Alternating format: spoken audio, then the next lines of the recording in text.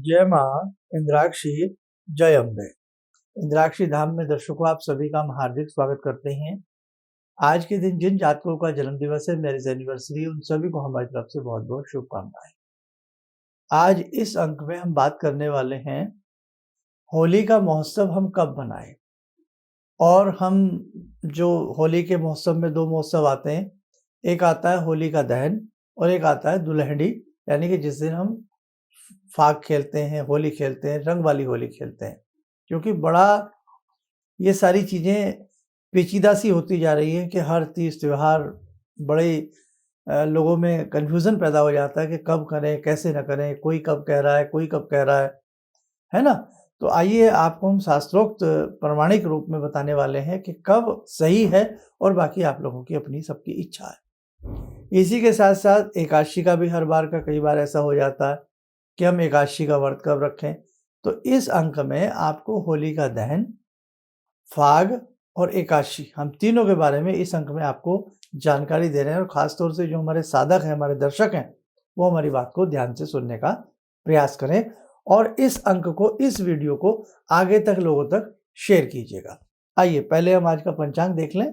1 मार्च सन 2023, दिन बुधवार, संवत 2079, फाल्गुन मास, शुक्ल पक्ष, तिथि दशमी, नक्षत्र मृगशिरा, राहु काल 12 से 1:30, दिशा सूल उत्तर पूर्व दिशा।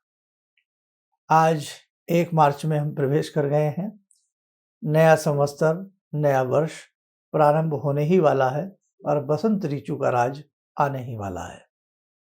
फाल्गुन मास की विदाई है और अब है, हम बात सुलझा देते हैं आपकी होली के ऊपर। अब देखो, होली जो दहन होती है वो आपको सबको मालूम ही है कि पूर्णिमा में होती है। और होली का जो दहन की जाती है उसमें हम भद्रा नहीं लेते हैं। बहुत सारी बातें हर आदमी को पता नहीं है। अब इस बार बड़ा ही पेच फंसा हुआ है, लेकिन मैं आपका ये पेच सुलझाऊंगा। आप इसे कृपया थोड़ा सा कार्यक्रम को ध्यान से समझें और सुने। इस बार जो पूरा गणित लगाया गया है होली का दहन का, होली का दहन 6 और 7 तारीख की रात्रि के मध्य में होगी। इस बार का होली का दहन 6 तारीख और 7 तारीख के मध्य में होगी, रात्रि में 12 बजे के आसपास से। ध्यान रखना, होली का दहन जहां जहां कॉलोनियों में जगह जगह होलिका जलाई जाती हैं, दहन की जाती हैं, शास्त्रोक्त विधि से की जाती हैं, तो मुझे नहीं लगता कि वो कोई गलती करेंगे। तो वो होली का दहन 6 तारीख की रात्रि और 7 तारीख की रात्रि में ही होगा। 7 तारीख क्यों बोलनी पड़ रही? क्योंकि 12 बजे के बाद 7 तारीख, अगली तारीख प्रारंभ हो जाती है। और रंग वाली जो होली है, जिसे हम फाग कहते हैं, धुलहड़ी कहते हैं, वो हमारा 7 तारीख को मनाया जाएगा। लेकिन बहुत जगह आवाज़ क्या है? 8 तारीख की आवाज़ है कि 8 तारीख को रंग वाली होली खेली जाए। लेकिन मुझे कहीं ये शास्त्रोक्त प्रमाण नज़र नहीं आता। अब आपको मैं बताता हूँ, जब पूर्णिमा की हम बात कर रहे हैं, भाई पूर्णिमा में हमेशा आपने होली का दहन किया है, देखा है, जो पुराने लोग हैं। 6 तारीख को सोमवार का दिन है। 6 मार्च की आपसे बात कर रहा हूँ। 6 मार्च को शाम को 4:15-16 तक, बात सुनना, 6 तारीख को शाम के 4:15-16 मान लो कहीं, क्योंकि सूर्य का वो होता है ना ऊपर नीचे, और थोड़ा तिथि का भी 2-4 मिनट का फर्क आ ही जाता है। लेकिन बड़ी हद आप 4:20 मान लें शाम के। 6 तारीख शाम के 4:20 के बाद पूर्णिमा लग जाएगी। क्या लग जाएगी? पूर्णिमा लग जाएगी। कौन सी तारीख को? 6 तारीख को, 6 मार्च को। और 7 मार्च को पूर्णिमा शाम को 6:10 के आसपास समाप्त हो जाएगी। 7 तारीख को रात्रि में पूर्णिमा नहीं है। ध्यान रखें इस बात को। जो भाई शास्त्रोक्त बात कर रहे हैं, तो इस बात का आप लोग ध्यान रखें। 7 तारीख को शाम को 6:10, कहीं 11 मिनट, कहीं 12 मिनट, इतना हो सकता है। इसके बाद पूर्णिमा नहीं है। पूर्णिमा नहीं है इसके बाद, ये ध्यान रखिएगा आप। प्रतिपदा का पहर प्रारंभ हो जाएगा, ठीक है, ये चीज ध्यान रखना आप, और कृष्ण पक्ष का पहर प्रारंभ हो जाएगा। अब दूसरा नियम आपका क्या है? दूसरा नियम है कि जब भद्रा हो, भद्रा रहित काल में होली का दहन किया जाता है, ये नियम है। अब 6 तारीख को रात्रि में लंबी अवधि तक भद्रा है, 6 तारीख को शाम को 4:20 के बाद आप मोटा मोटी मान ले पूर्णिमा लग गई, लेकिन भद्रा भी लग गई, रात्रि में लंबे समय तक भद्रा है। तो शास्त्रोक्त नियम है, मुहूर्त जो चिंतामणि जैसे विशेष बड़े ग्रंथ हैं, उनमें नियम है कि जब ऐसी स्थिति, या तो पूर्णिमा की हमें 7 तारीख को रात्रि में पूर्णिमा मिलती, अब 7 तारीख में हमें रात्रि में पूर्णिमा मिल नहीं रही है, तो हम करें क्या? यहाँ सूर्य तिथि का, सूर्य उदय व्यापनी तिथि का मतलब नहीं है, यहाँ मतलब आपका पूर्णिमा से है। पूर्णिमा से मोटा मोटी, ये मैं अपने साधारण साधकों के लिए बात कर रहा हूँ, विद्वान तो फिर विद्वान ही है, वो तो 1-1 मिनट का हिसाब निकाल लेते हैं। 7 तारीख को पूर्णिमा है नहीं रात्रि के समय, और 6 तारीख को पूर्णिमा है, लेकिन 6 तारीख को भद्रा है। तो शास्त्रोक्त नियम है कि जो भद्रा अगर ऐसी स्थिति में हो और अगले दिन पूर्णिमा हमें ना मिलती हो, तो उस स्थिति में हम भद्रा की मुखवास को छोड़ करके, भद्रा का भी एक सिस्टम होता है, ये इसका मुख का समय चल रहा है, ये इसका पुच्छ का समय चल रहा है, तो पुच्छवास में हम होली का दहन कर सकते हैं, किसी तरह का कोई हर्ज नहीं। हम अपनी तरफ से जो हमने पंचांगों में बड़ा रिसर्च किया है, सारी चीज़ देखी हैं, तो हम जितने भी इंद्राक्षी धाम से जुड़े हमारे सभी साधक दर्शक हैं, तो 6 तारीख की हमारे हिसाब से रात्रि का होली का दहन रहेगा। और रात्रि में वैसे भी देखो भैया, जहाँ शास्त्रोक्त विधि विधान से होली का दहन होता है ना, वहाँ शाम के 7, 8, 9, 10 तक भी बज जाते हैं। बस इस बार आपको थोड़ा समय लेना है, 12, साढ़े 12 बजे के बाद वो सब प्रारंभ होगा, 12, साढ़े 12 बजे से आप होली का दहन होगा, और उसके बाद आधा पौना घंटा ही सब वहाँ रुकते हैं, नमस्कार करते हैं, प्रणाम करते हैं, अगले दिन सुबह जा करके उसकी राख लाते हैं। इसका विशेषांक हम आपको 1-2 दिन में होली के पूजन का, सारी चीज़ों का विशेषांक आपको हम देने वाले हैं। इसमें आज हम सिर्फ ये सुलझा रहे हैं कि हम होली कब खेलें। अब रही, ये तो पूजन हो गया रात्रि का तुम्हारा, अगले दिन 7 तारीख को, और 7 तारीख का मंगलवार है, मंगलवार के दिन हम फाग मनाएं, मंगलवार के दिन हम दुल्हड़ी मनाएं। और भैया 100 बातें 100 प्रमाण, लेकिन मैंने आपको बिल्कुल प्रमाणिक आपसे मैंने बात की है, कहीं भी कोई, अब तो लोगों ने क्या कर लिया है, अपनी सुविधा देखते हैं, प्रमाण इतना नहीं मानते, बस आपकी सुविधा है आप ऐसा कर लीजिए। तो देखो भैया, ऐसा ना करें, हर चीज़ में एक रिसर्च की जाती है, और मैं आपको इसका हवाला दे सकता हूँ, बहुत अच्छे तरीके से दे सकता हूँ। आप विश्व विजय पंचांग देखें, उसमें भी यही हवाला है। आप मार्तंड पंचांग देखें जो कुराली से आता है, उसमें भी यही हवाला है। हम शांति कुंज के कैलेंडर को देखें, उसमें भी यही है। अब इससे ज़्यादा मैं बहुत सारे और भी मैंने पंचांग देखे हैं, 90% जो पंचांगों की बात निकल करके आती है, और हमने भी अपना गणित लगाया है, वो यही बैठता है, 6 तारीख की मध्य रात्रि के आसपास होली का दहन, और 7 तारीख का होली का फाग खेला जाएगा। अब आप 8 में खेल लें, आप 12 में खेल लें, आप क्या कर लें वो अब आप जानें, हमें जो बताना था हमने आपको समझा दिया।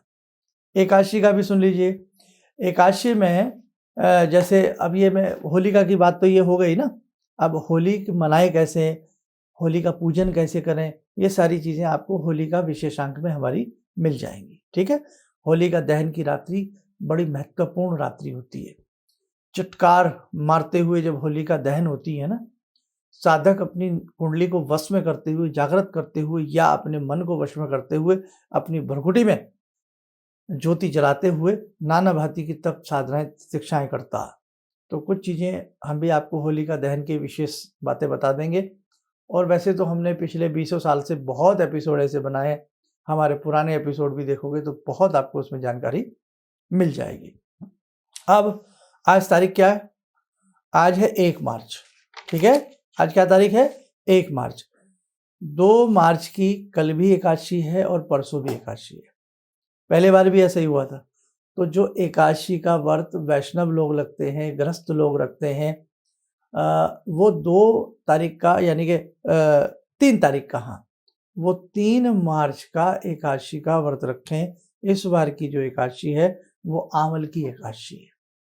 आंवले वृक्ष की पूजा की जाती है। और बाकी हम 3 तारीख की सुबह भी आपको बता देंगे, और थोड़ा बहुत हमसे कल हुआ तो कल भी आपको हम बताने का प्रयास करेंगे। इसलिए क्योंकि बहुत लोग कल व्रत रख लेते हैं, फिर बाद में कहते हैं शर्मा जी आपको पहले बताना चाहिए था। तो आज का विशेषांक तो मुझे लगता है यहीं हमें अब पूर्ण करना चाहिए, क्योंकि आज तो केवल जानकारी के लिए ये हुआ। और हम अपने इंद्राक्षी धाम की तरफ से हम पूरा प्रयास करेंगे कि हम होली का जो महोत्सव है, जो फाग का महोत्सव है, वो हम 7 मार्च को ही मनाएं। अब कोई रंग लगाने को 8 को लगा दे तो भाई उनका भी वेलकम है, वेलकम तो वेलकम होता है ना। तो ये तो प्रेम का एक तीज त्योहार है।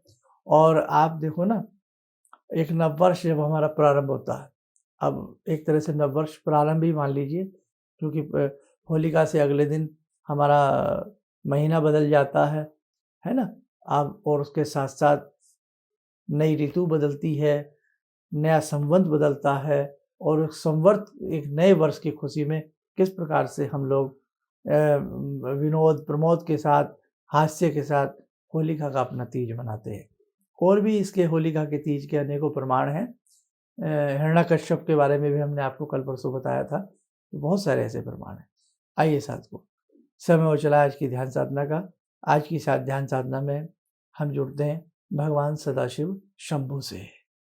ॐ आत्मा त्वं गिरिजामति सहचरा प्राणा शरीरं गृहं पूजा ते विषयोपभोगरचना निद्रा समाधिस्थिते सञ्चारपदयो प्रदक्षिणविधेः श्रोत्राणि सर्वागिरो यद्यात् कर्म करोमि तद्दखिलं शम्भोस्तवाराधनम् चन्द्रोद्भासितशेखरे स्मर हरे गंगाधरे शङ्करे सर्पे भूषितकण्ठकर्णविवरे नेत्रोत्तवे स्वानरे दन्ते त्वकृतसुन्दरां वरदरे त्रैलोक्यसारे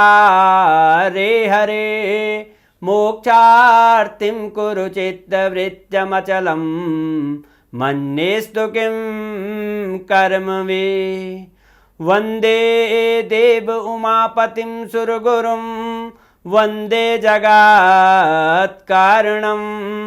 वन्दे पन्नगभूषणं मृगधरं वन्दे पशूनां पतिं वन्दे सूर्यशशाङ्कवह्निनयनां वन्दे मुकुन्दप्रियं वन्दे भक्तजनश्रयं च वरदां वन्दे शिवं शङ्करम् ॐ कर्पूरगौरं करुणावतारं संसारसारं भुजगेन्द्रहारं सदा वसन्तं हृदयारविन्दे भवं भवानी सहितं नमामि भवं भवानी सहितं नमामि। कवच बना लें, ध्यान करें, शिव शंभु का शुभ आशीष हम सबके ऊपर बरस रहा है।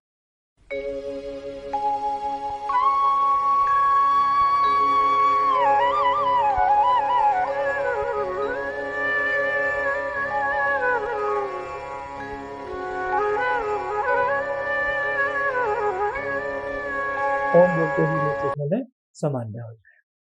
देखो साधको, आप जो लोग साधारण लोग घर में बैठते हैं, बहुत जगह तो ऐसा है होली उनको दिखती भी नहीं है कि होली कहाँ पर दहन की जा रही है। बहुत लोग ऐसे हैं। और जितने भी हमारे भाई बंधु विदेशों में बैठे हैं, तो वहाँ तो फिर उन्हें कुछ बस हमसे सुन लिया, किसी से सुन लिया तो ही होली का दहन होता है, नहीं तो उनको पता नहीं होता। तो इसलिए आप ध्यान रखें, आपकी जो अपनी व्यक्तिगत साधना आपको होली का दहन की रात्रि के लिए करनी है, वो आपको 6 तारीख की रात्रि में करनी है। यानी कि जिस दिन 6 तारीख का दिन रहेगा, यानी कि सोमवार की रात्रि में आपको अपनी भक्ति करनी है। और होली का दहन यदि आप करते हैं तो 6 तारीख की रात्रि में ही प्रमाणिक रूप से ये माना जाना चाहिए। ठीक है। बस। और 7 तारीख को अपना बहुत सुंदर तरीके से अपने भगवान को गुलाल लगाइए, अपने परिवार में गुलाल लगाइए, बहुत तहज़ीब के साथ, बहुत अच्छे से, है ना? बहुत अच्छे से, प्रेम से, मन से। रंगों का उत्सव है और रंग हमारे जीवन में अगर भर जाएँ तो वास्तव में जीवन रंगीन हो जाता है। आप स्वस्थ रहें, सुखी रहें, इन्हीं शुभकामनाओं के साथ हम अपनी वाणी को विराम देते हैं। जय जय अम्बे। गुरु जी से मैं तब से जुड़ा हूँ जब से वो एक चैनल आती थी P7, उसी से मैं जुड़ा हुआ था। और गुरुदेव से हमारी जब मुलाकात हुई तो मैं आश्चर्यचकित रह गया जब उन्होंने हमसे बताया कि आपके साथ ऐसे ऐसे हुई। तो मैं इतना आश्चर्य हो गया कि इन्हें कैसे मालूम, और इतना बढ़िया इन्होंने बताया जिसके वजह से मैं आज तक उनसे प्रभावित हूँ। और इनका बताने का शैली वगैरह इतनी बढ़िया है जो हम अपने क्लास के टीचर से भी उतना बढ़िया नहीं समझ पाते थे। ये हमें बहुत पसंद आई। और दूसरी बात कि इनके साथ जितने भी मैं जब से जुड़ा रहा, जो भी समस्या आई, मैं बहुत ही अच्छा तरह से मेरे सॉल्व होते चले गए। और आज तक मैं उनके आशीर्वाद से मैं बहुत सुखी हूँ। हमारे विभिन्न ज्ञानवर्धक कार्यक्रम देखने के लिए आप हमें अभी सब्सक्राइब करें, बेल आइकन को प्रेस करें ताकि आप देख सकें हमारा कार्यक्रम सबसे पहले। और अधिक जानकारी के लिए फेसबुक पेज को लाइक करना न भूलें।